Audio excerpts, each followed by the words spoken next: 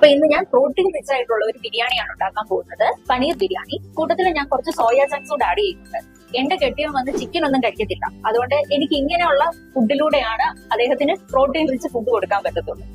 അപ്പൊ ഞാന് പനീർ, ഉപ്പ്, മഞ്ഞൾപ്പൊടി, കുരുമുളക് പൊടി ഇതെല്ലാം ഇട്ടിട്ട് എയർ ഫ്രയറിൽ ഒരു 5 മിനിറ്റ് എടുത്ത് ഫ്രൈ ചെയ്തെടുത്തിട്ടുണ്ട്. ബിരിയാണിയിൽ ഇടാൻ വേണ്ടിയിട്ട് സവോള കട്ട് ചെയ്ത് വെച്ചിട്ടുണ്ട്, സോയ ചങ്ക്സ് വേവിച്ച് വെച്ചിട്ടുണ്ട്, തക്കാളി, പിന്നെ നമ്മുടെ പുതിനയില. കുക്കർ ചൂടാക്കി അതിൽ എണ്ണയും നെയ്യും ഒഴിച്ചിട്ട് സ്റ്റാർ, പട്ട, ഗ്രാമ്പൂ ഇതെല്ലാം ഇട്ട് കൊടുത്തിട്ടുണ്ട് കേട്ടോ.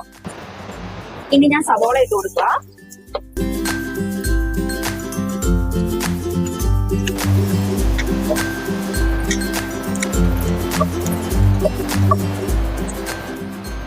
സവോള നന്നായിട്ടൊന്ന് വതക്കി വന്നിട്ടുണ്ട്. അപ്പൊ ഞാനൊരു ടീസ്പൂൺ ഇഞ്ചി ഇടുകയാണ്.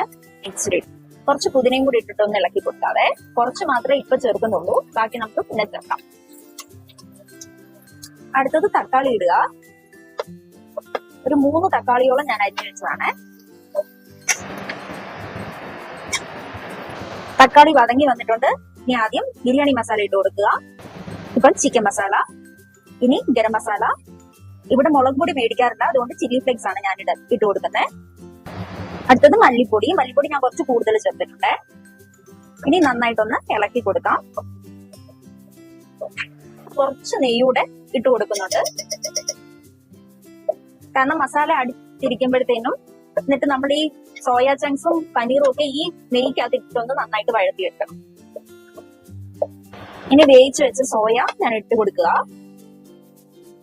ഞാൻ ഈ സമയത്ത് വെള്ളം ഊറ്റാത്തതിന്റെ കാര്യം ഈ മസാലയുടെ കൂട്ടത്തിൽ ഇതൊന്ന് നന്നായിട്ട് മിക്സ് ആയി വരാൻ വേണ്ടിട്ടാ കേട്ടോ.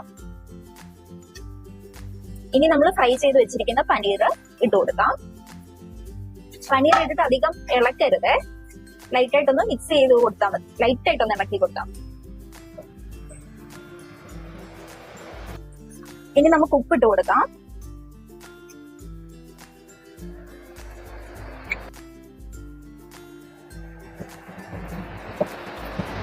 ഇനി റൈസ് ഇട്ട് കൊടുക്കുകയാണ്. അരിയും മസാലയും ഒക്കെ ഒന്ന് മിക്സ് ആകാൻ വേണ്ടിയിട്ടാണ് ഞാനിങ്ങനെ ഒന്ന് ഇളക്കി കൊടുക്കുന്നത്. ഇനി വെള്ളം ഒഴിച്ചു കൊടുക്കാം.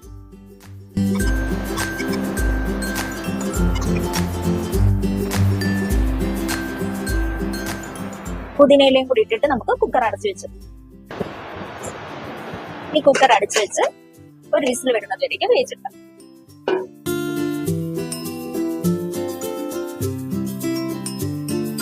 എയർ ഫ്രയറിലാണല്ലോ നമ്മൾ പനീർ വേവിച്ചെടുത്തത്. ഇനി അതൊക്കെ നമ്മൾ തിരിച്ച് സ്ഥാനത്ത് വെച്ചേക്കാം.